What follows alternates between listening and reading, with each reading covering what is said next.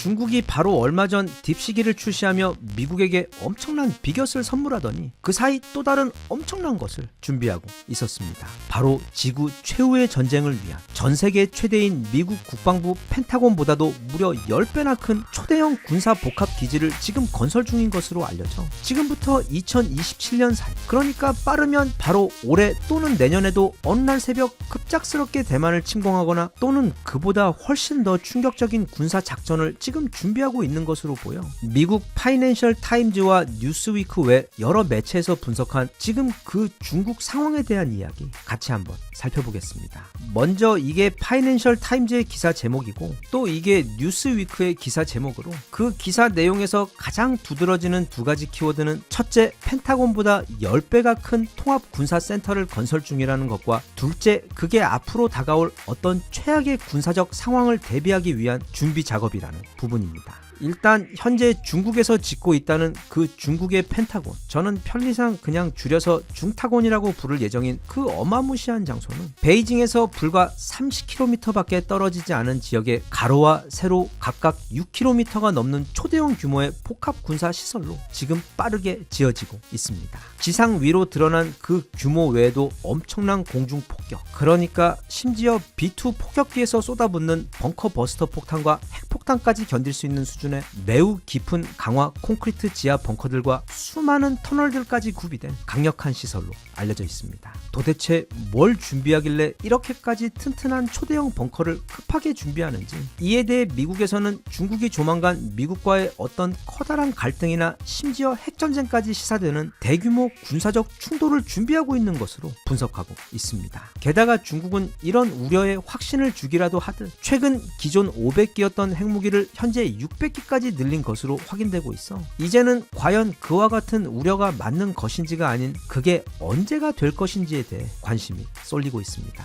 제가 군사나 해외 정세 전문가는 전혀 아니지만 그 시점은 무조건 2027년 전, 그리고 이 중타곤이 완성되어 운영되는 이후 딱 그 사이가 될 것 같습니다. 먼저 어째서 그게 2027년 이전인지 알아보겠습니다. 그건 시진핑이 그렇게 할 거라고 이미 말했기 때문입니다. 과거 시진핑이 중국 인민들을 향해 한 약속을 보면 첫째, 지난 2021년 제14차 5개년 계획이라는 이름의 선언에서 그는 2025년까지 중국의 제조업의 첨단화 그리고 인공지능과 양자 컴퓨팅 분야에서 미국을 넘어서는 세계 최고 수준으로 올려놓겠다고 했는데, 놀랍게도 여기에는 친환경적인 그린 정책 또한 포함되어 있었는데 올해가 이미 2025년이라서 그 공약의 달성 성적을 좀 살펴보면 제조업의 경우 사실상 규모 면에서는 미국을 앞선 것이 맞고 그 산업의 첨단화 역시 일부 미국에 꽤 견줄만한 수준까지 도달한 것이 사실입니다. 하지만 냉정하게 살펴보면 중국은 항상 그 껍데기만 엄청난 속도로 빨리 뭘 만들어 놓고 나중에 보면 그 안의 내용은 엉망인 경우, 그러니까 아주 단적으로 예를 하나 들어보자면 우리나라도 지난 60년대부터 전쟁으로 황폐화되어버린 전국의 산을 다시 푸른 숲으로 가득 채우겠다는 전 국가적 산림 하이모 계획을 선언한 적이 있었는데, 그때 우리는 원래 계획했던 것보다도 무려 10년 가까이나 일찍 그 불가능한 목표를 달성해버린 것은 물론 전 세계에서 그런 시도를 해서 성공한 유일한 국가로 남아있는 상황인데, 한편 중국에서도 앞서 말한 그 그린 어쩌고 목표를 진행하면서 어찌어찌 달성하기는 했고 크게 자축도 했는데, 문제는 그게 무려 녹색 페인트로 전국의 산을 칠해버리는 방법으로 달성했다는 점입니다. 정말 그 무엇을 상상하든 그들은 언제나 우리를 놀래킬 준비가 되어 있습니다. 아무튼 하지만 그 외 군사적인 부분도, 또 이번 딥시기 사건에서도 알 수 있듯 인공지능 부분에서도 비록 미국을 능가하는 수준은 못 되지만, 그리고 그 발전의 지속성도 심히 의심스럽지만 어찌되었던 정말 엄청난 속도로 발전을 이뤄낸 것은 맞습니다. 하지만 이것보다 중국이, 더 정확히는 시진핑이 이렇게 모든 걸 급하게 서두르는 이유는 따로 있습니다. 그는 지난 2022년에 2027년까지 대만을 반드시 통일시키겠다고 선언했기 때문입니다. 그리고 그 2027년은 중국 해방군의 건군 100주년이 되는 기념적인 해이기 때문에 또 그들의 군대의 이름이 희한하게도 중국군이 아닌 해방군인 이유도 지난 1927년 중국 공산당이 중국의 국민당과 내전을 벌이며 군대를 창설할 때 국민당 또는 민주주의에 의해 억압당하는 중국 인민들을 공산주의로 해방시키기 위한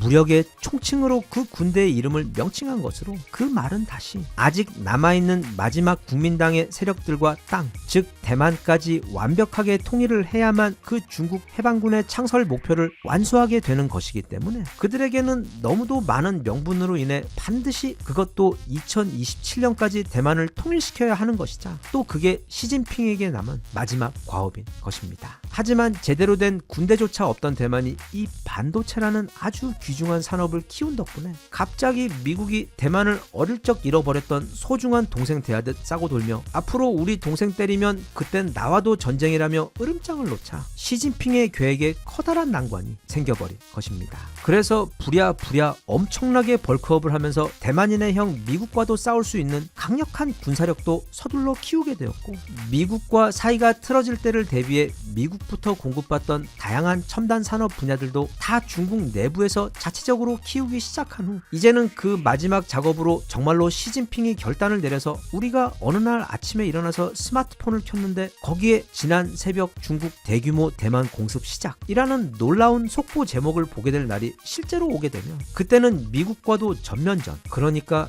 핵무기 사용까지도 예외가 아닌 실제로 모든 걸 건 마지막 둠스데이 대전이 펼쳐지게 되기 때문에 그 마지막 준비 작업으로 지금 저 어마어마한 규모의 중타곤을 건설 중인 것입니다. 그냥 우리 같은 일반인들이 이런 정황들을 가지고 끼워 맞춰 예측을 해보아도 중국은 지금 조만간 정말로 대만을 침공할 계획이며 또 그 이후 촉발될 미국과의 충돌까지도 대비하고 있는 것이라고 전망할 수 있습니다. 그리고 또 시진핑이 꼭 이 마지막 숙제를 해결해야 하는 이유는 또 있는데 지금 중국 내에서 시진핑의 인기와 영향력이 예전과 같지 않기 때문입니다.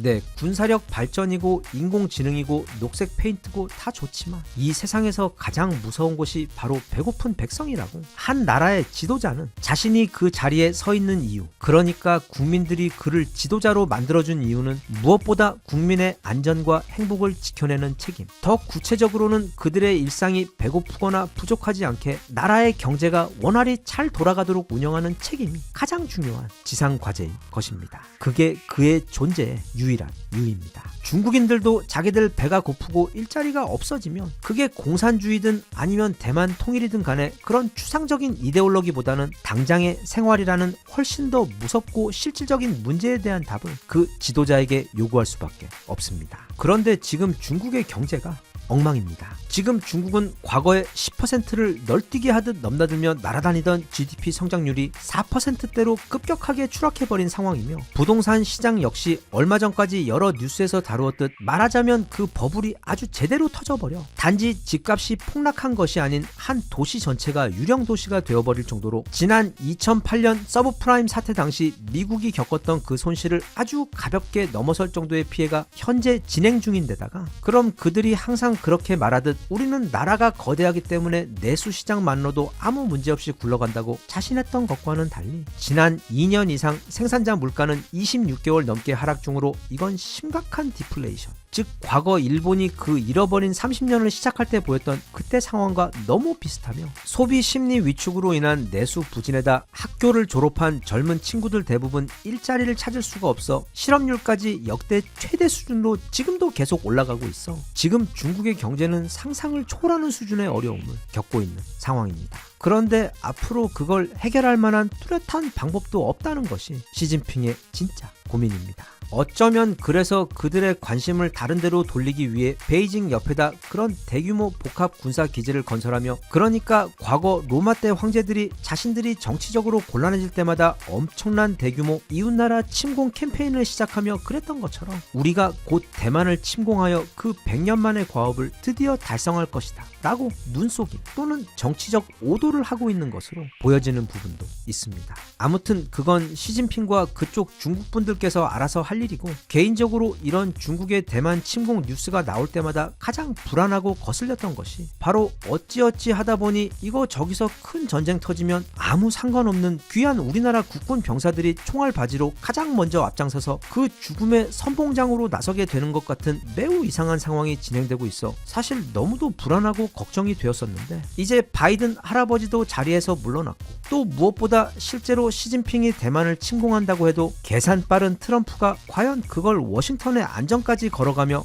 무조건 미국의 전쟁으로 만들겠다고 나서지는 않을 것 같기 때문에, 최소한 여기 동아시아에서 시작되어 부지불식간에 전 세계가 갑자기 휘말려 들어가는 세계 3차 대전은 아마도 일어나지 않을 것 같아 다행이라고 생각됩니다. 그게 중국 대만이든 아니면 중국과 미국의 충돌이든, 이제 우크라이나도 그렇고 또 이스라엘도 그런 것처럼 지금 전 세계인들은 이 전쟁이라는 것에 이미 너무도 지쳤고, 코로나에 이어 갑자기 시작된 두 개의 전쟁 때문에 전 세계 경제 또한 지금 너무도 힘든 상태라, 또 다른 전쟁은 어쩌면 이제 세계 경제가 추가로 감당할 수 없는 너무도 큰 부담이 될 것이기 때문에, 물론 쉽지 않겠지만 대화로, 그리고 무력이 아닌 평화적이고 합리적인 방법으로 서로 잘 해결했으면 좋겠습니다.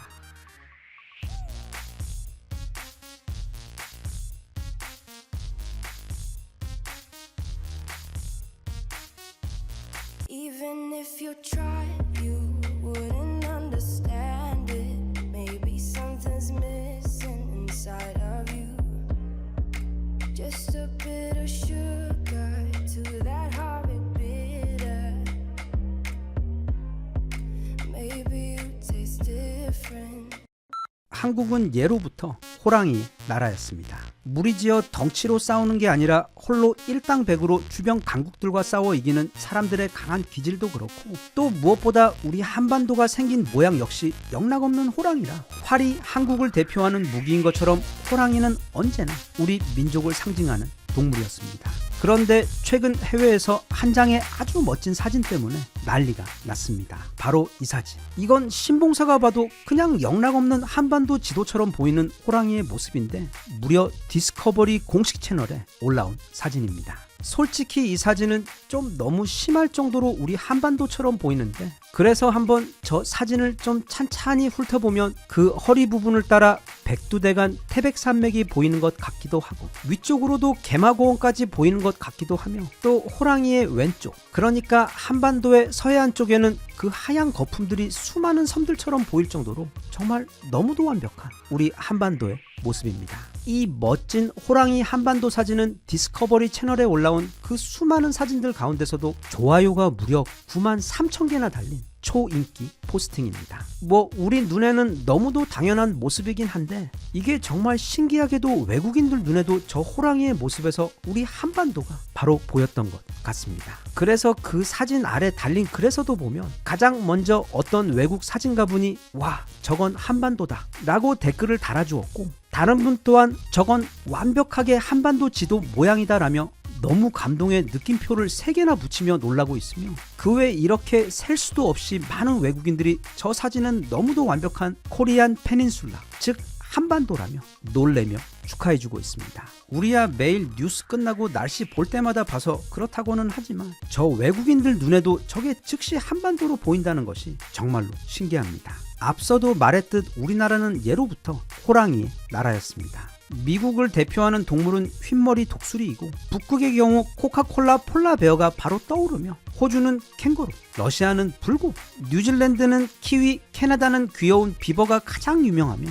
또 인도는 코끼리로 대표되고 있듯이 우리 한국은 예로부터 호랑이의 땅이었습니다. 개인적으로 우리나라 민화 가운데 가장 좋아하는 그림 중 하나가 바로 이 그림입니다. 이게 정확히 언제 어느 작가에 의해 그려진 것인지는 모르겠는데, 어릴 적부터 가끔씩 이 그림을 마주할 때면 저 위쪽 넓은 대륙을 향해 앞발을 들고 웅크리고 있는 저 호랑이의 형상이 너무도 멋있었습니다. 물론 이 한반도 호랑이는 식욕도 엄청 왕성해서 뒤쪽으로 자기 몸보다 더 큰 똥도 길게 싸놓은 것이 이 그림에는 없지만 구도가 아주 절묘하다고 생각했습니다. 실제로 우리나라에는 과거 호랑이가 정말로 많았습니다. 당군 할아버지께서 기획 부동산에 당하시면서 거의 다 무슨 산밖에 없는 곳에다가 나라를 세우시는 바람에 정말 나라에 산이 엄청나게 많은 데다 또 그 산 전체에 호랑이가 가득했을 정도로 정말 많았습니다. 참고로 이게 지난 100년간 전 세계 호랑이의 분포도인데 저 빨간색으로 보이는 곳이 100년 전까지 호랑이가 살았던 곳이고 저 녹색 부분이 지금 남아있는 호랑이들이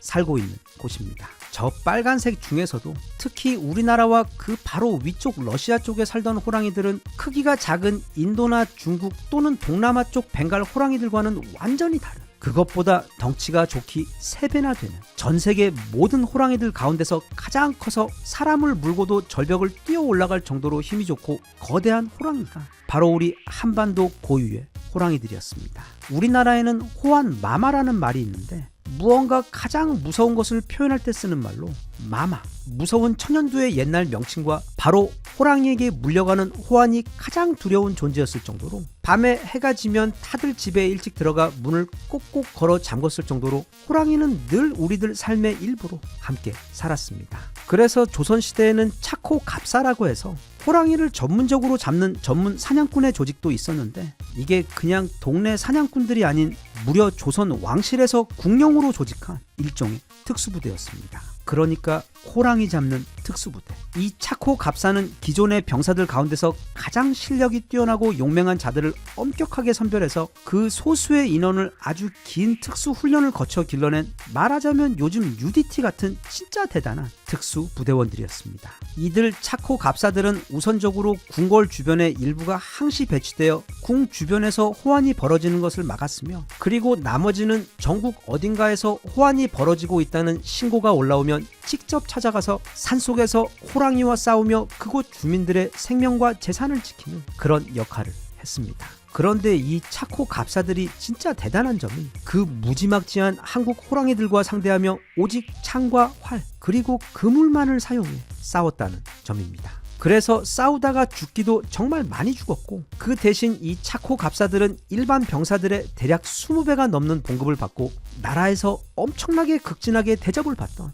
어쩌면 조선시대 최고의 정예 특수부대원들이었습니다. 하지만 일제시대가 시작되자 일본에서 총을 든 엄청난 수의 포수들이 한반도로 몰려와서 불과 채 10년도 되지 않는 기간 동안 지난 5천년간 우리 한반도에서 살아왔던 그 많던 한국 호랑이들을 모두 총으로 사냥해서 죽이고 그 가죽은 전리품으로 전부 일본으로 보내는 바람에 이후 한반도에서는 호랑이가 멸종해 완전히 사라지게 되었습니다. 하지만 그렇게 이제는 이 땅에 호랑이가 단 한 마리도 남지 않게 되었지만 우리 한국인들의 정신 속에는 그 정겹고 영험한 동물인 호랑이에 대한 기억이 아주 깊숙이 박혀 있어 지난 88 올림픽 때에도 그 마스코트가 바로 호랑이 호돌이였고 평창 올림픽 때에도 마스코트는 당연히 호랑이였으며 또 우리 축구 대표팀의 가슴에 새겨진 그 마크 역시 호랑이며 개인적으로 정말 좋아하는 김주혜 작가님의 소설 작은 땅의 야수들의 커버도 너무도 근사한 우리 호랑이 그림으로 장식되는 등 여전히 이 호랑이는 우리 한국인의 정체성을 대표하는 신성한 동물로 우리들 정신 속에 살아있습니다.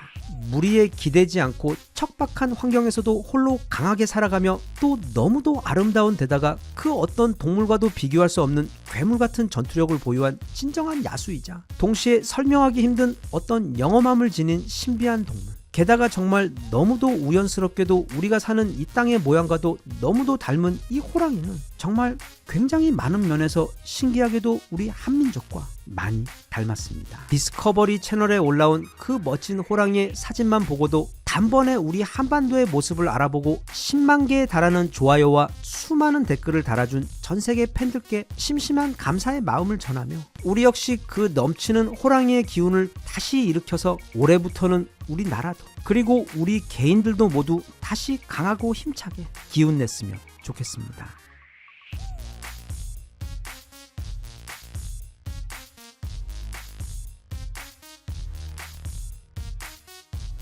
Even if you tried, you wouldn't understand it. Maybe something's missing inside of you. Just a bit of sugar to that horrid bitter. Maybe you taste different. 지난 1월 20일 트럼프의 두 번째 임기가 시작된 이후 전 세계 모두가 그의 입만 바라보고 있으며 또 예상을 한치도 빗나가지 않는 파격적인 행보와 폭탄 선언들로 인해 이 지구는 단 하루도 편안한 날이 없이 잠시 잊고 있던 그 익숙한 트럼프의 맛을 다시 느끼고 있습니다. 그런데 이런 혼란스러운 상황에서 최근 일본과 한국의 희비가 완전히 엇갈려버린 분야가 한 곳 있습니다. 바로 자동차부터 건설, 그리고 사실상 현대 사회 모든 부분에서 가장 중요한 분야인 철강입니다. 먼저 일본의 경우 최근 일본은 원래 자기들이 가장 잘하는 것, 즉 미국 입맛에 맞게 엄청난 선물 보따리를 가지고 가 환심을 사는 것을 트럼프에게 하고 있는데, 가장 대표적인 게 최근에 있었던 트럼프와 이시바 시게루 일본 총리의 만남입니다. 이 회담에서 일본 이시바 총리는 혹시 트럼프께서 말하는데 입 아프실까봐 따로 요청할 필요도 없이 기존 주일 미군의 방위비 부담을 무려 2배나 올리겠다고 방위비를 셀프 업그레이드하며 트럼프를 기쁘게 해주었고, 이어서 안 그래도 너무 많아 고민인 미국산 LNG 액화 천연가스도 이전보다 더 많이 수입하기로 약속했으며, 무엇보다 미국의 대표 철강 기업인 US 스틸에 엄청난 액수의 투자를 하겠다고 약속해 트럼프의 얼굴에 행복한 아빠 미소가 번지도록 해주었습니다. 이게 이렇게 말하니까 어느 정도 선물 보따리인지 감이 잘 오지 않는데, 금액으로 따져보면 우리 돈 약 1460조 원으로 실로 무지막지한 액수입니다. 일본은 지난 2차 대전 이후로 줄고, 특히 1985년 그 유명한 플라자 합의 때부터 더더욱 절대로 미국에게 노라는 말을 해본 적이 없었으며, 또 이미 옛날 아베 때부터 매년 꾸준하게 1000조 원 이상을 미국에 투자하고 있다가 재작년에는 그게 1150조 원까지 늘어났는데, 이번에는 그것보다 훨씬 더 많이 늘어나 거의 1500조 원에 육박하게 된 것입니다. 뭐 일본은 돈이 많으니까 그렇다고 쳐도 이렇게 하면 트럼프가 마냥 좋아할 것만 같은데, 일본이 이번에 이처럼 엄청난 돈을 바치는 이유가 따로 있습니다. 왜냐하면 바로 얼마 전 미국의 심기를 크게 건드린 사건이 있었기 때문입니다. 바로 앞서도 잠깐 언급했던 그 US 스틸 때문인데, 미국에게 있어 US 스틸은 미국 산업화의 역사와 뿌리와도 같은, 그래서 미국인들의 자존심과도 같은 기업입니다. 이게 얼마나 대단한 회사냐면, 무려 철강왕 앤드류 카네기와 에디슨의 쩐주 JP 모건이 합작해서 1901년 미국에 세운 설립 당시 전 세계 최대의 철강 기업이자 전 세계 역사상 최초로 시가총액이 10억 달러를 넘었던 진정한 괴물 기업입니다. 이 기업은 1901년부터 미국의 산업의 든든한 뒷배가 되어 미국 내 철강 생산량의 무려 80% 가까이를 모두 생산해냈는데, 그냥 그 시절 뉴욕에 지어진 고층 건물들과 또 1차, 2차 세계대전 중 미군이 생산한 전함과 전차 등 무기들의 양을 생각해보면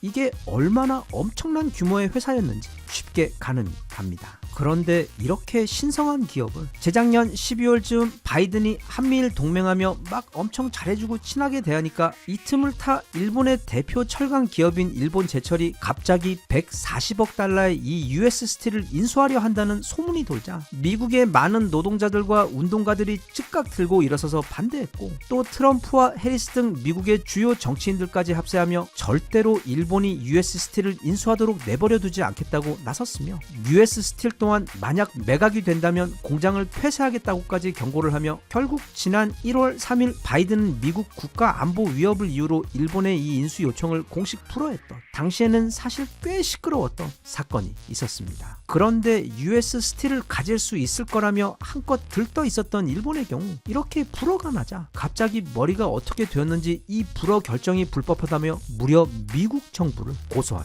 것입니다. 일단 이건 미국에게 절대 그냥 넘어갈 수 없는 도전이었습니다. 안 그래도 일본이 한창 잘 나가던 때 뉴욕의 심장과도 같은 그 록펠러 센터도 미쓰비시가 인수를 해버렸고, 또 미국 헐리우드의 자존심이었던 컬럼비아 픽처스 또한 소니에게 인수가 되어버렸으며, 거기에 더해 작년 여름에는 소니는 그나마 미국에게 남은 파라마운트까지 인수를 하려다 브레이크가 걸려버리며 지금 홀딩이 되어 있는 상태인데, 그 외에도 2013년에는 손정희의 소프트뱅크가 미국의 KT와도 같은 스프린트를 인수한 데 더해 레졸루션 라이프 등 수많은 미국의 보험회사들도 상당 부분 일본에게 넘어가 있는 상태이기 때문에, 특히 마가 미국 최우선을 외치며 안 그래도 미국 밖에 있는 것들까지 모조리 다 미국으로 끌어들이려는 트럼프의 입장에서는 용납이 아닌, 이건 절대로 용서가 안 되는 도발이었던 것입니다. 그래서 이번에 트럼프가 덜컥 대통령에 당선이 되어버리자 이제 슬슬 상황 파악이 된 일본은 분명 트럼프가 일본에게 엄청난 보복 정책을 쏟아낼 것을 우려해서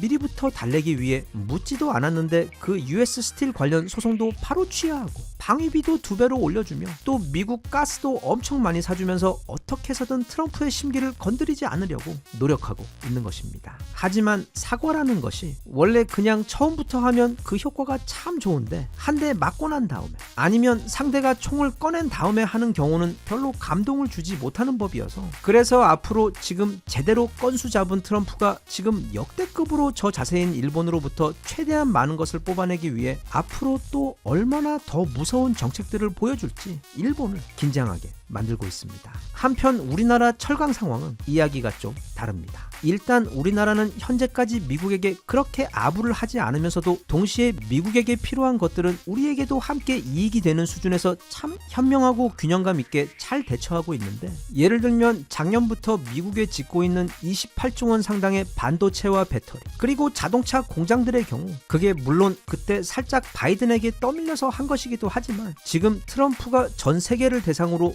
무려 25%의 관세 폭탄을 때려버리는 상황이 찾아오며 오히려 미국에 판매할 물량들을 아예 미국에서 생산하게 되면서 그 관세를 피하게 돼요. 차라리 절호의 기회로 전화위복이 되어버린 상황입니다. 그런데 이번에 미국에서 가장 관세를 세게 때린 부분 중 하나가 바로 철강입니다. 그리고 철강은 관세와 더불어 무게가 엄청 나가기 때문에 물류 비용도 상상을 초월함과 동시에 대신 또 그 물량이 거의 항상 엄청 많기 때문에 덩어리가 매우 큰 산업이어서 모든 국가가 가장 민감해하는 무역품 중 하나입니다. 그런데 트럼프는 바로 이 철강 부분에 있어서 다시 미국을 그레이트하게 만들겠다고 선언을 하며 이전까지 있었던 FTA든 약속이든 뭐 그런 거 다 폐지해버리고 전 세계에 아주 공평하게 25%의 관세를 부여하겠다고 발표해 지금 많은 국가들에서는 사실상 멘붕이 온 상태입니다. 그런데 이때 우리 포스코에 이어 국내 두 번째 철강 회사이자 전 세계 철강 리그에서 빠르게 떠오르고 있는 강자 현대제철이 엄청난 승부수를 두었습니다. 바로 10조 원을 들여 미국에다가 직접 제철소를 짓겠다고 발표를 한 것입니다. 이건 정말 원인터의 철강왕 장글의 머리에서나 나올 법한 대범하면서도 절묘한 신의 한 수인 것이 현대제철은 안 그래도 미국에서 생산 중인 현대 기아 자동차에 들어가는 자동차용 강판을 한국에서 생산해 미국으로 보내고 있던 터라 그간 돈이 2배로 들어가고 있던 마당에 이제는 미국에서 생산해 바로 미국 현대 기아 공장으로 보내면 되는 데다 여기에 덤으로 이건 미국에게 비굴하게 아부를 하지 않으면서도 미국 경제에 큰 도움이 되어 떳떳하게 감사받고 또 든든한 지원까지 받을 수 있는 갑을 관계가 아닌 훌륭한 국가 대 국가 파트너 관계로서의 기가 막힌 묘책인데다 더 무서운 것은 현대제철이 이 계획을 발표한 것이 최근 트럼프가 미국으로 들어오는 전 세계 철강 수입품에 대해 심지어 캐나다와 멕시코에서 수입하는 철강에까지 25%의 관세를 매기겠다는 그 폭탄 발표를 하기 직전에 발표한 것이라는 점입니다.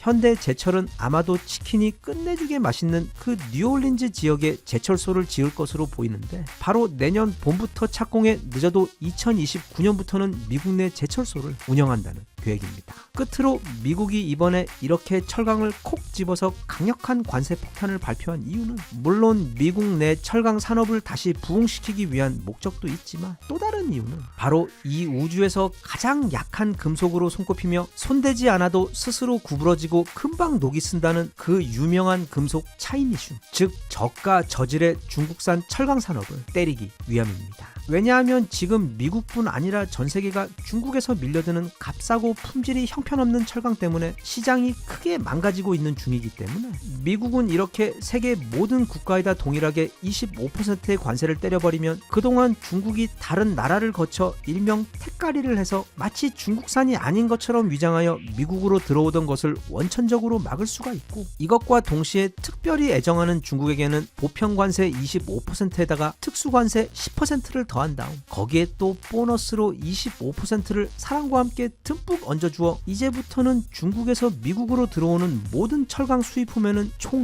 60%의 관세가 매겨질 것이기 때문에 대미 중국의 차이니슘 수출 산업은 이제 사실상 완전히 막혔다고 보는 게 맞습니다. 대혼돈의 신 트럼프께서 왕좌로 돌아온 이상 전 세계 시장, 외교 또는 그 외 모든 정세는 마치 최근 보았던 우리 선수들의 쇼트트랙 경기처럼 지금 앞서고 있는 것 같으면서도 잠깐 방심하면 바로 뒤처져 버리고 또 계속 앞이 막히며 2위, 3위로 경기를 하면서 다 망친 것 같은 경기도 막판에 기가 막힌 스퍼트를 통해 단번에 역전을 시켜버리는 그런 잠시도 눈을 뗄 수 없는 진짜 다이나믹한 시기이기 때문에 현재 한중일 중 이 철강 관련 트럼프의 출범 이후 일본과 특히 중국이 크게 우울한 상황에서 우리 현대 제철이 진짜 너무도 현명한 묘수를 두어 앞서 나가게 되어 너무 기분이 좋고 앞으로 기대가 됩니다. 끝으로 며칠 전 있었던 그 하얼빈 동계 아시안게임 쇼트트랙에서 새삼 놀라울 것도 없는 엄청난 중국식 텃세와 말도 안 되는 편파 판정에도 불구하고 중국 바로 안방에서 쇼트트랙 최종 성적으로 한국이 금 6개를 따며 금 2개를 딴 중국을 무려 3배 차이로 너무도 가뿐하게 이겨버리며 대승을 거두어서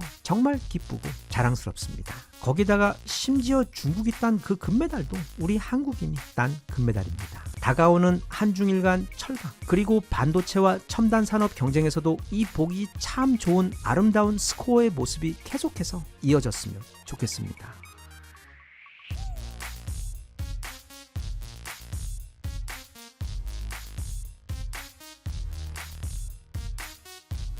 Even if you tried, you wouldn't understand it. Maybe something's missing inside of you.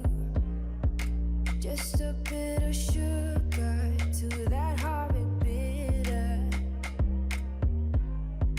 Maybe you taste different.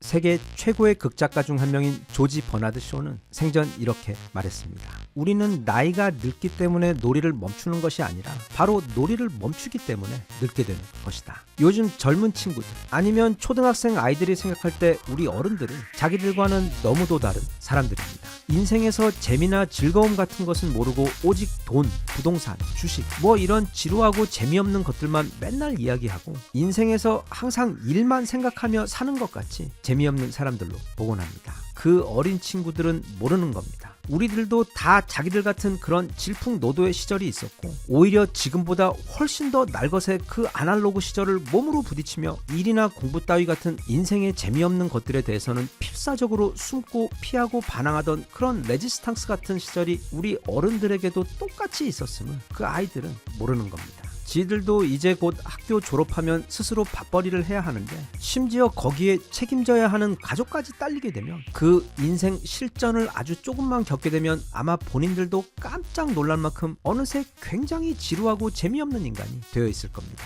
오늘 이야기는 창의성에 대한 이야기이자 그런 창의성을 가장 폭발적으로 보여준 예를 들면 피카소나 스티브 잡스와 같은 인물들에 대해 살펴보며 과연 그런 천재들의 창의성은 어디에서 오는 것이고 또 그래서 우리 같은 평범한 사람들도 어떻게 하면 직장과 일상에서 최고의 창의성을 발휘하며 살아갈 수 있는지에 대해 그리고 어른이 되어서도 놀이가 인생에서 얼마나 중요한지를 가르쳐주는 그 제목부터 너무도 매력적인 책 천재 보고서의 내용과 함께 살펴보는 영상입니다. 참고로 어쩌면 세상에서 가장 유명한 예술가인 피카소가 죽으면서 남긴 유산이 얼마인지 아시나요? 그게 대략 3천억 원 정도 되는데 그가 사망한 1971년 기준으로 그 정도였습니다. 지금으로 보면 대략 2조 원 정도 됩니다. 한편 지금은 세계에서 가장 비싼 그림의 작가이기는 하지만 죽을 때까지 거의 손에 한 푼도 쥐지 못하고 37년이라는 짧은 삶 동안 평생 가난하고 힘들게 살았던 네덜란드 화가 고우의 경우와 비교를 해보면 피카소는 단지 그림만 잘 그렸던 것이 아니라 지금까지도 세계에서 가장 성공한 부자 예술가였던 것입니다. 네, 이런 피카소나 또는 스티브 잡스나 기타 여러 세계적인 소설 작가의 경우를 보더라도 창의성은 분명 돈이 되고 동시에 큰 명예도 가져다 줍니다. 그렇기 때문에 언젠가부터 우리 사회에서는 이 창의성을 길러야 한다고 창의성이야말로 성공으로 가는 열쇠라고 말하면서도 정작 그 창의성이라는 게 뭔지 그래서 그걸 어떻게 기를 수 있는 것인지에 대해서는 아무도 말을 해주지 않습니다. 그런데 이 책은 과거 이 창의성 주제에 대해 읽어보았던 그 수많은 실망스러웠던 책들에 비해 꽤 명확하게 특히 그 방법들에 대해 소개를 하고 있어 그 핵심 내용 몇 가지를 여기 정리해 소개해 볼까 합니다. 우선 창의성은 이건 뭐 굉장히 거창한 것이 아니라 사람들이 좋아할 만한 또는 사회적, 경제적으로 큰 가치가 있는 무언가 새로운 것을 만들어내는 능력입니다. 다시 말해 사람들과 시장이 큰 돈을 기꺼이 지불하고 소비를 할 가치가 있는 어떤 음악, 디자인, 그림, 사업 아이디어 또는 소설 작품을 만들어내는 능력입니다. 그런데 하늘 아래 새로운 것이 없다고 그 창의성의 아버지인 스티브 잡스가 만들었던 그 대단한 아이폰도 사실은 최초 제록스가 개발했던 유저 인터페이스에다 도시바와 샤프의 LCD 디스플레이, 옴니비전의 초소형 카메라에다 인피니온에서 만든 소형 셀룰라 모듈을 넣고 삼성에서 만든 메모리에다 또 삼성에서 만든 배터리 그리고 또 삼성에서 만든 CPU를 조합하여 아이폰이라는 전혀 새로운 물건을 창조해냈던 것입니다.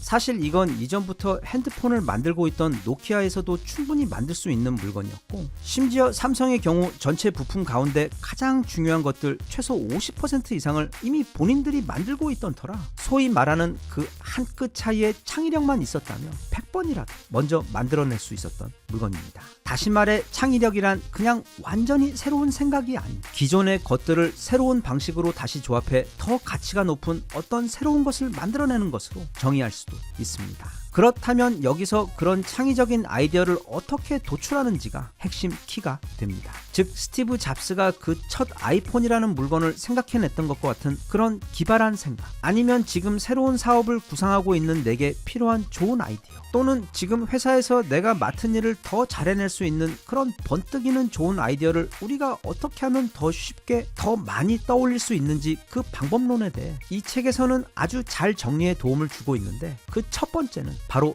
재료의 풍부함입니다. 아무리 천하의 최고 요리사라고 하더라도 재료가 너무 부족하면 맛있는 요리를 만들기가 어렵습니다. 창의력에 있어서 그 재료는 바로 경험입니다. 그리고 종종 일과 상관 있는 종류의 경험뿐만 아니라 그것과 전혀 상관없는 다른 종류의 다양한 경험들이 나중에 머릿속에서 마치 우리 비빔밥처럼 비벼지다 놀라운 새로운 아이디어로 탄생하는 것입니다. 그래서 내 직업이나 목표가 의사든 사업가든 아니면 음악가나 화가 또는 작가든 간에 그 일을 잘 하는 데 필요한 공부 외에도 어디 외국으로 여행을 떠나거나 자연 속으로 캠핑을 가 즐기는 것, 내 분야와 상관없는 주제의 책을 읽거나 또는 나와는 다른 분야의 사람들과 교류하며 다양한 대화를 나누는 것 등 그런 모든 경험들이 결코 하나도 버려지지 않고 언젠가는 굉장히 쓸모있고 강력한 재료가 되어줄 수 있다는 것이 이 책이 전 세계 가장 성공적이고 창의적인 사람들을 연구한 끝에 얻어낸 첫 번째 공통점이자 방법입니다. 둘째는 어쩌면 이건 좀 마음에 안 들어 하실 것 같은데 바로 노력입니다.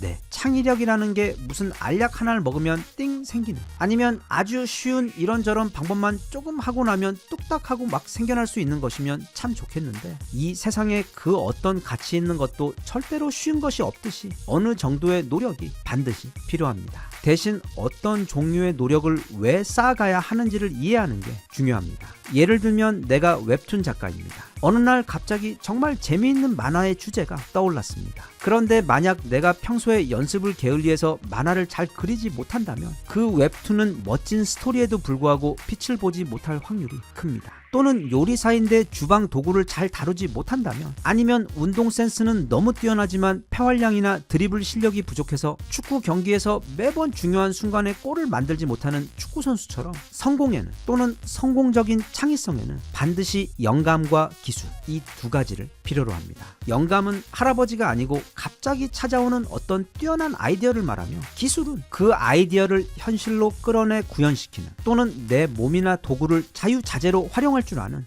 능력을 뜻합니다. 우리에겐 이 두 가지가 모두 다 필요한데 특히 그 후자의 기술을 내가 체득하기 위해서는 꼭 1만 시간까지는 아니더라도 엄청난 노력으로 반복적으로 연습하는 것 외에 지름길이 없습니다. 여기서 세 번째 방법이 등장합니다. 바로 양에서 질을 뽑아내는 방법입니다. 절대로 세계 최고의 작곡가나 예술가들 또는 사업가들이라고 해서 명사수처럼 딱 한 번 시도해서 그 한 번으로 멋지게 최고의 작품을 뽑아내는 경우는 거의 없습니다. 거의 대부분 보통 사람들은 다 포기할 만큼 정말 엄청난 시행착오와 실패들을 뚫고서 마치 진흙 속에서 피어나는 아름다운 연꽃처럼 수많은 실패와 재시도의 과정을 거쳐서 최고의 작품이 탄생하는 것입니다. 한 예로 이 영상 초반에 소개했던 최고의 예술가 피카소 또한 그의 대표 작품이자 스페인 내전의 아픔을 예술적으로 담아낸 게르니카를 만들 당시 무려 45장에 달하는 밑그림을 그린 다음 작품에 등장하는 황소,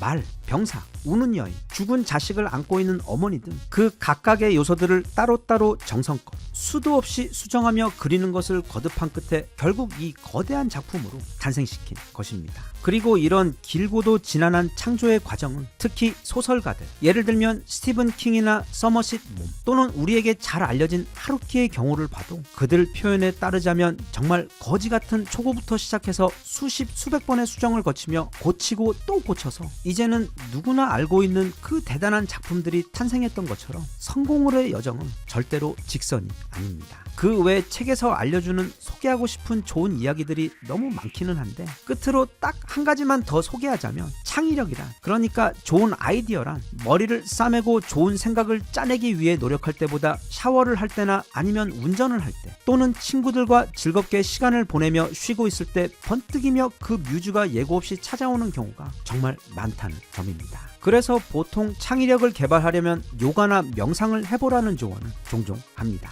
그리고 그건 꽤 도움이 됩니다. 명상이라는 게 정말 쉽게 표현하자면 우리가 몸을 스트레칭할 때처럼 머리와 마음속을 편안하고 자유롭게 해주어 경직된 것을 풀어주어 그 자체로 휴식이 되는 동적 정적 행위인데, 앞서 말했듯 창의력이라는 것은 서로 다른 다양한 경험과 감정 그리고 생각들이 서로 섞이면서 새로운 아이디어로 탄생하는 과정으로, 그렇게 하려면 우리 머릿속에 있는 그 모든 재료들, 그러니까 만약 우리의 머리와 마음이 거대한 아파트라고 한다면 그 각각의 집에 다양한 주제의 생각과 경험들이 경직되어 갇혀 보관되어 있는데, 샤워나 명상을 하며 몸과 정신이 유연하게 풀어지면 그때 모든 문이 열리며 아파트의 모든 주민들이 복도와 앞마당으로 나와 서로 만나 섞이면서 그 만남들에서 전에 없던 새로운 아이디어들이 탄생하는 것입니다. 그런데 그 지루하고 어려워 보이는 명상 말고 그것과 거의 동일한 효과를 내는 것이 있는데, 그게 바로 놀이입니다.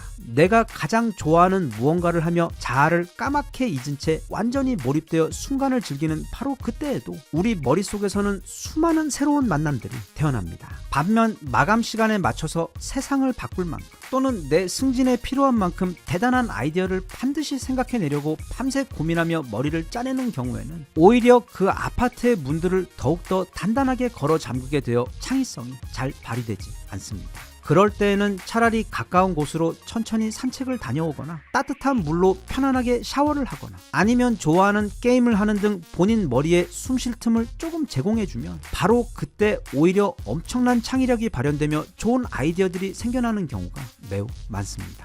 헨리 포드의 말처럼 휴식은 멈추는 것도 게으른 것도 아닌 다른 방식으로 일을 하는 것입니다. 그리고 책에서 인터뷰한 수많은 천재들을 보면 마크 트웨인처럼 초등학교 5학년까지밖에 나오지 못했거나 아니면 스티브 잡스처럼 아예 대학교 1학기 만에 중퇴를 했거나 또는 무슨 유명한 대학교를 나온 것과 실제 창의성은 거의 아무런 상관관계가 없었습니다. 그런 건 취직을 할 때는 정말 중요한 것이지만 뛰어난 창의력의 필수 조건은 아니었습니다. 그것보다는 오히려 이것저것 많은 실수와 실패를 하며 질풍노도의 유년, 그리고 젊은 시절을 보낸 사람들이 그 풍부한 경험으로 나중에 엄청난 창의력을 발휘하는 경우가 아주 많았기 때문에 학교 공부도 물론 중요하지만 꼭 시간을 내서 자기가 하고 싶은 공부 또는 자기가 정말 좋아하고 즐거워하는 취미 생활을 하면서 그렇게 내 몸과 정신이 주기적으로 휴식하며 여유로워질 수 있도록 해주어서 또 그렇게 찾아온 번뜩이는 좋은 아이디어를 내가 현실로 이루어내는 데 필요한 기술을 내 몸으로 체득하는 데에도 충분한 시간을 투자해서 이 창의력이라는 요술 같은 능력을 지혜롭게 잘 활용해 우리 모두 좀 더 풍요롭고 행복한 삶을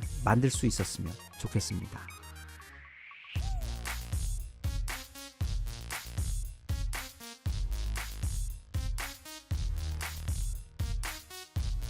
Even if you tried, you wouldn't understand it. Maybe something's missing inside of you.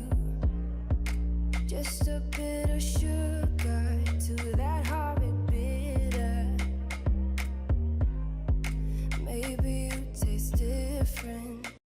이 헬리콥터라는 무기는 마치 거대한 강철 잠자리처럼 또는 마치 UFO처럼 하늘 위 한 곳에 딱 주차하여 호버링하면서 그 높은 곳에서 아래를 내려다보며 불지옥을 쏟아붓는 그 생긴 것도 또 전투력도 어찌 보면 전장에서 가장 멋있게 생긴 무기이자 특히 지상에 있는 전차나 보병들에게 있어서는 가장 두려운 사신 같은 존재입니다. 긴 활주로도 필요 없이 어디에서든 착륙하고 떠오를 수 있고 또 거의 모든 종류의 다양한 공격 작전 수행은 물론이고 블랙호크 헬기처럼 많은 수의 인원을 지형에 상관없이 신속히 작전에 투입시킬 수 있는 사실상 유일한 형태의 무기이기 때문에 아마 앞으로도 이 헬기는 계속 진화에 진화를 거듭하며 전장의 핵심 무기로 활약을 할 것이 분명합니다. 참고로 제가 정말 좋아하는 영화인 듄에 보면 진짜 멋있는 외계 잠자리처럼 생긴 헬기가 등장하는데 영화 속에서 보여준 그 헬기의 성능과는 별개로 날개를 파르르 떨며 날아다니는 그 헬기의 디자인이 정말로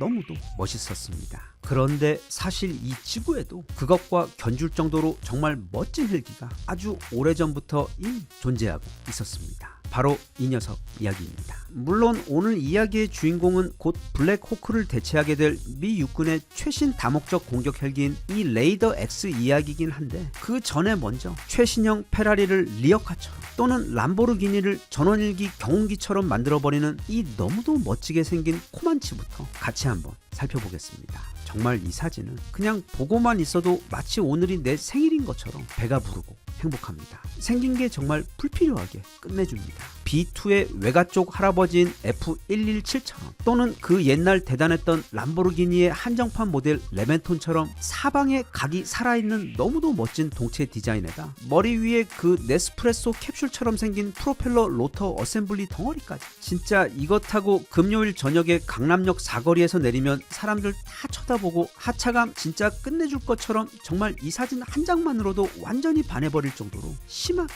멋지게 생겼습니다. 이 멋진 헬기의 정식 명칭은 RAH-66 코만치입니다. 록히드 마틴의 자회사이자 세계 최고의 밀리터리 헬기 제조사인 시콜스키에서 만든 스텔스 공격 헬기입니다. 그런데 놀랍게도 이 헬기가 처음 비행한 게 그러니까 이 사진이 촬영된 시점이 무려 30년 전인 1996년입니다. 우리나라에서 그 IMF가 터지기 딱 1년 전이자 한국의 최고 민속놀이인 스타크래프트라는 것이 처음 나와서 그때 매일 PC방에서 정신없이 게임이나 하고 있던 때인데 미국에서는 이런 물건이 하늘을 날아다니고 있었던 것입니다. 이 헬기는 스텔스 기능에다 더해 마치 스포츠 헬기처럼 엄청난 속도까지 낼 수 있었는데 거기다가 또 무려 후진으로 시속 120km의 속도로 날 수 있었고 워낙 동체 밸런스가 좋아 각종 미사일 등 다양한 공격 무기들까지 운용할 수 있어 1996년 이 헬기가 모든 테스트에 성공하자 미 국방부는 엄청 만족하며 이제 이걸 대량 생산해서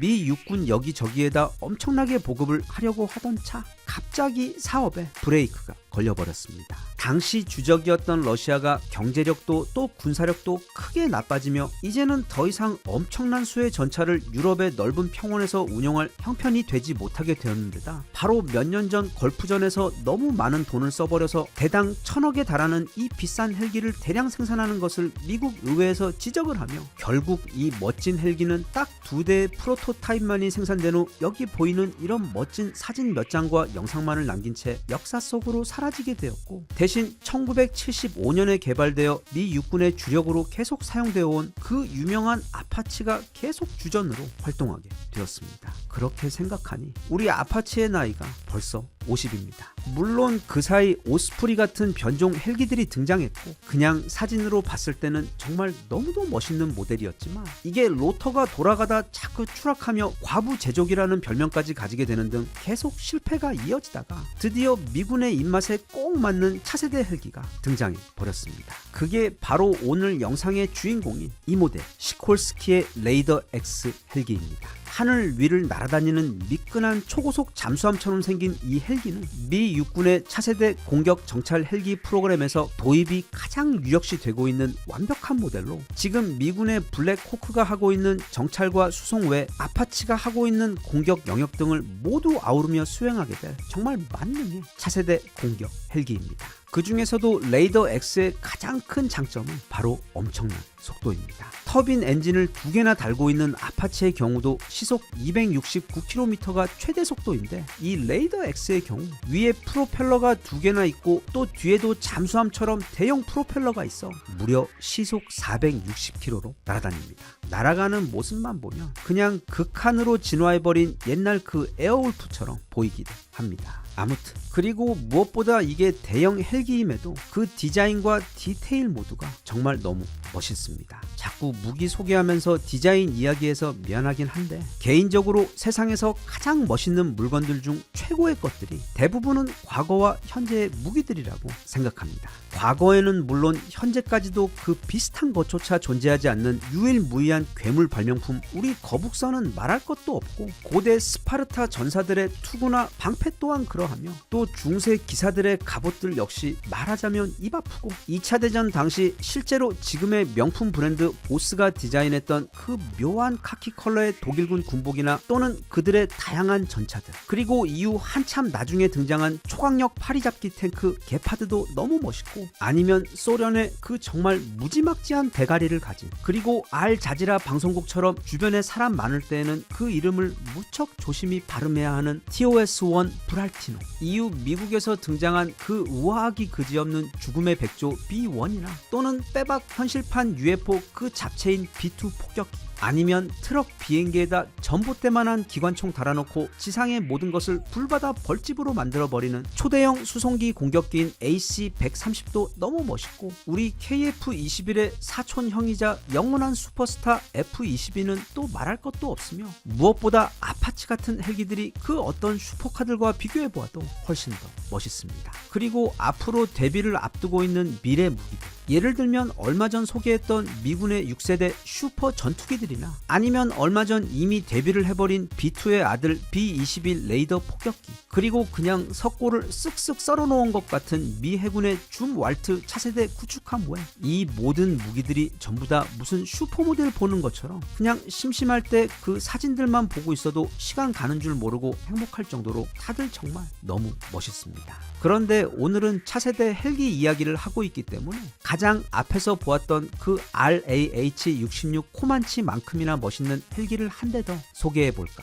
합니다. 바로 이 모델입니다. 벨사에서 제작한 360 인빅터스라는 모델입니다. 인빅터스는 라틴어로 무적이라는 뜻입니다. 진짜 이름까지 멋있습니다. 미 육군 차세대 헬기 사업에서 앞서 본 레이더 X와 경쟁하던 모델인데 덩치가 콤팩트해서 수송보다는 지금의 아파치의 돌격 역할을 대신할 용도로 개발된 모델입니다. 그런데 성능이야 뭐 최신형이니까 당연히 엄청 빠르고 또 무장도 많으며 방어력도 정말 대단하겠지만 이 인빅터스 또한 무엇보다 너무 멋있게 생겼습니다. 전쟁에서 적들이 이거 날라오는 거 발견하면 핸드폰으로 사진 찍다 도망도 못 가고 다 죽을 정도로 너무도 멋있게 생겼는데 정말 안타깝게도 이 인빅터스가 대량 생산되어 또는 실전에 투입되어 날아다니는 모습은 볼 일이 없을 것 같습니다. 왜냐하면 영상 처음부터 말하면 너무 실망할까봐 이야기를 안 했는데 앞서 본 레이더 X도 그리고 그 강력한 경쟁자였던 이 인빅터스도 그 도입 사업이었던 미 육군 차세대 헬기 사업 FARA가 작년 여름 정말 갑자기 취소가 되어버리면서 둘 다 사업이 폐기되어 버렸습니다.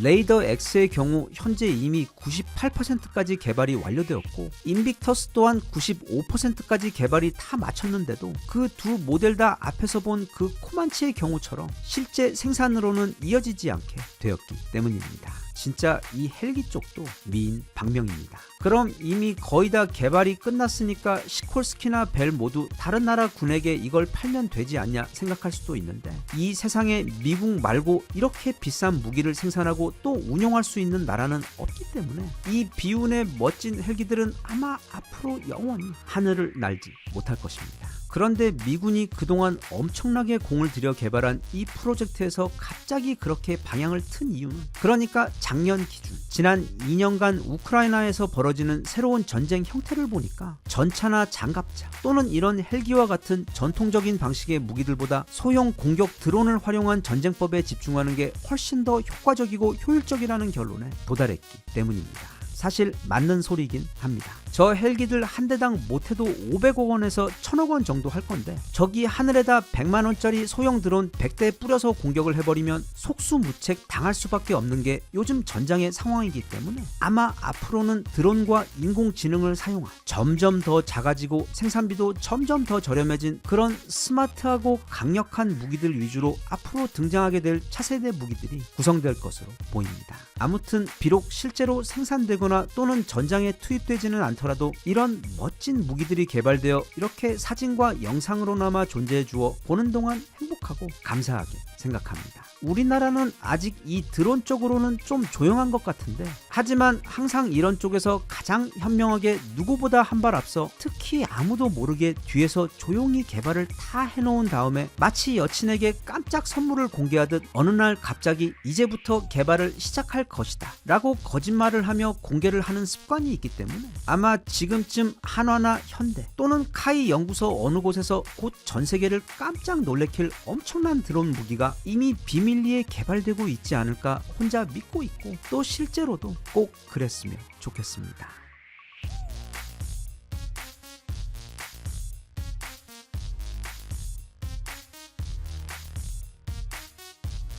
Even if you tried, you wouldn't understand it. Maybe something's missing inside of you.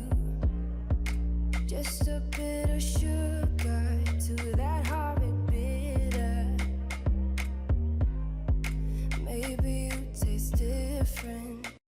옛말에 윗물이 맑아야 아랫물이 맑다는 말이 있는데 만약 그 윗물이 중국이라면 문제가 달라집니다. 지금 참다 못한 동남아 국가들이 연합해서 곧 중국과 거의 전쟁이라도 할 정도로 경고를 하고 있고 또 여기다가 호시탐탐 중국 빈집털이를 노리고 있는 칼의 인도 역시 함께 중국을 강력하게 경고하고 있어. 그렇게 중국은 현재 거의 서쪽에 있는 모든 나라들과 일촉즉발의 아주 위험한 상황에 있어. 어찌된 일인지 그 내용 함께 알아볼까 합니다. 오늘의 주제는 바로 생명의 원천인 물입니다. 동남아 국가들에 조금이라도 관심이 있으시거나 또는 여행을 가봤거나 아니면 동네에서 가끔 메콩타이 가서 쌀국수를 드셔보신 분들은 이 메콩강이라는 이름을 한 번쯤 들어본 적이 있을 겁니다. 메콩강은 동남아의 아마존이라고 부르는 그 길이만 해도 무려 4,800km가 넘어가는 어마어마하게 긴 강으로 저 높은 곳 티베트 고원에서 시작해서 중국을 거쳐 이후 미얀마와 태국, 라오스, 캄보디아와 베트남 등 동남아의 모든 국가를 관통하며 흐르는 한마디로 마치 우리에게 한강이 있듯이 그 동남아 국가들에게도 각각 그 나라에서 가장 중요한 강이 있는데 그 강이 모두 다 이 메콩강일 정도로 그 국가들에게 있어 생명과도 같은 너무도 중요한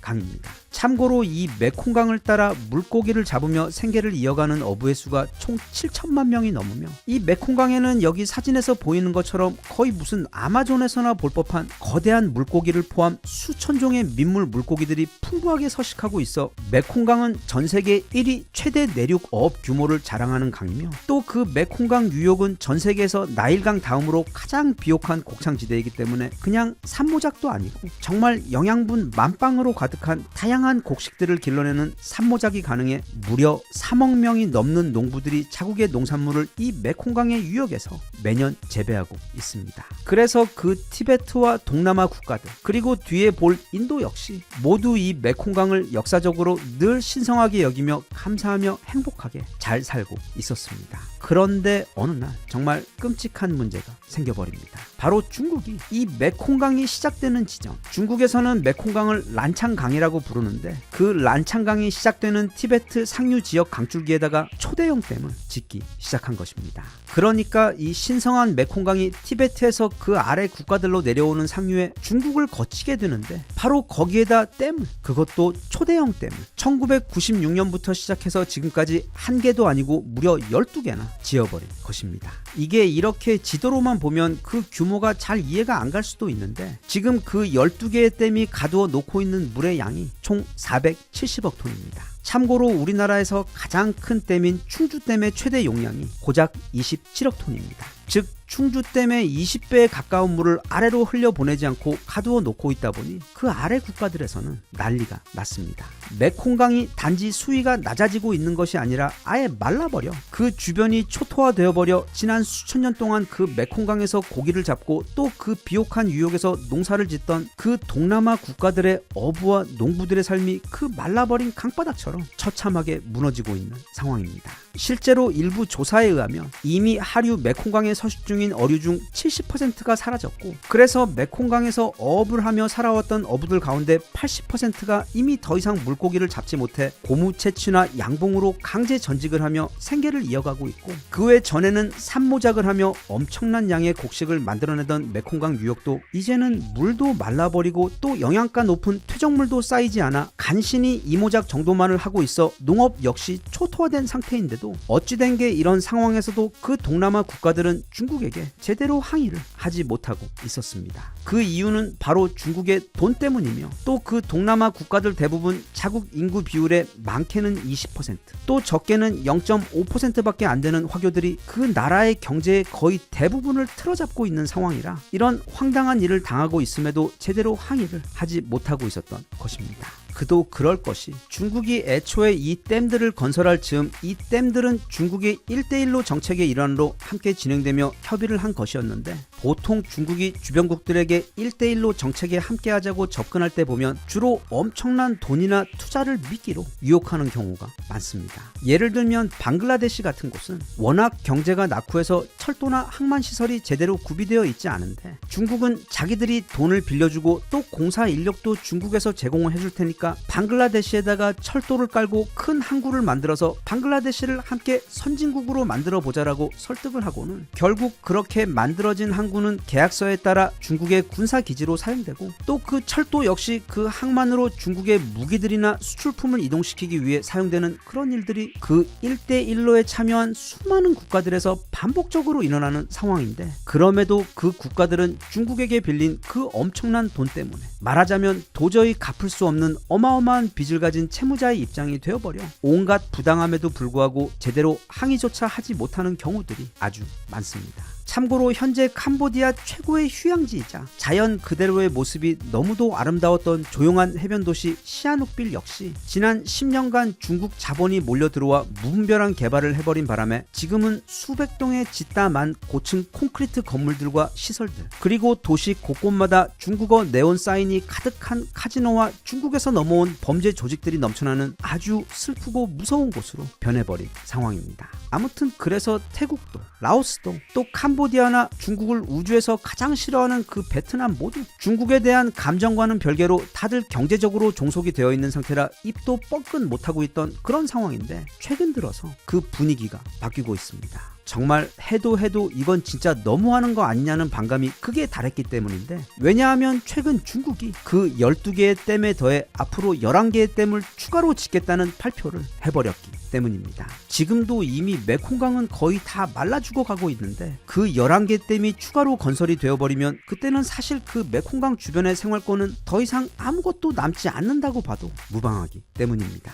그런데 여기서 갑자기 이 동남아 국가들과 목소리를 같이 하는 엄청나게 강력한 지원군이 등장해 버렸습니다. 바로 카레, 인도입니다. 인도 역시 중국 싫어하는 것에 있어서는 전 세계 최고인 베트남에 결코 뒤지지 않을 정도로 정말 싫어하고, 또 최근에는 인구수도 중국을 앞질러 버려서 기세가 등등하던 차에 그만 중국이 아래 동남아 국가들에게 하던 짓을 인도에게도 똑같이 하려고 하자 빡친 인도가 아주 강력하게 경고를 하고 나선 것입니다. 앞서 이 메콩강 또는 란창강의 시작이 티베트라고 했습니다. 거기서 시작한 물줄기가 아래로는 동남아로 흘러가기도 하지만 또 옆으로 인도로 흘러가기도 하는데, 중국이 인도로 흘러가는 그 강 바로 상류의 초대형 댐, 그러니까 지금 중국의 가장 큰 댐인 산샤댐의 무려 3배에 달하는 말도 안 되는 크기의 댐을 짓겠다고 발표를 해버렸기 때문입니다. 중국은 앞으로 무려 200조 원을 들여서 전 세계에서 가장 큰 댐을 그 상류에다 짓겠다는 것입니다.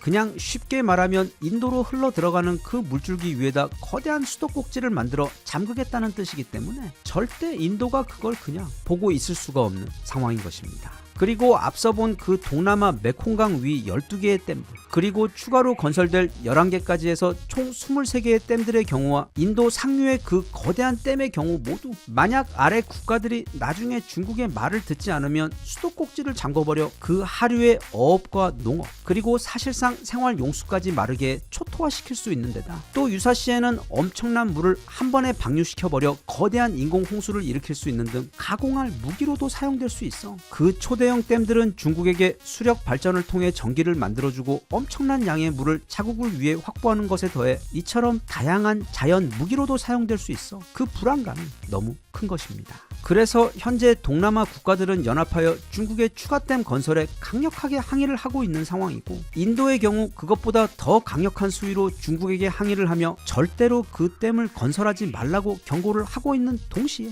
중국이 그럼에도 말을 듣지 않을 경우를 대비해 그 하류에다가 여러 개의 방어용 댐을 지금 건설하고 있는 중입니다. 하지만 상황이 이렇거나 말았거나 중국은 이미 그 11개의 추가 댐 건설 사업을 시작한 상황이고, 또 인도 상류에 짓게 되는 그 초대형 댐 역시 얼마 전 사업 심의가 중국 정부에서 통과되어 곧 삽을 뜨게 될 상황이라 앞으로 이 메콩강을 두고 벌어지는 중국과 그에 맞서는 인도와 동남아 국가들 연합의 싸움이 어떻게 결말이 날지 세계의 많은 눈이 주시하고 지금 지켜보고 있는 중입니다. 지금까지 그게 동남아든 방글라데시든 아니면 인도든 또는 저 멀리 유럽의 이탈리아든 그동안 중국이 자기들의 그 이상한 1대1로 정책을 수출하며 그 국가들과 맺었던 수많은 계약들 가운데서 사실상 단 한 곳도 해당 국가에게 이익이 생긴 경우가 없습니다. 그 모든 사업의 경우 항상 유일한 수혜자는 중국뿐. 협력한 국가들은 나중에 땅을 치며 후회를 하면서도 계약과 함께 덥석 받아버린 그 막중한 빚 때문에 이러지도 저러지도 못하는 상황에서 후회하고 괴로워하고 있는 경우가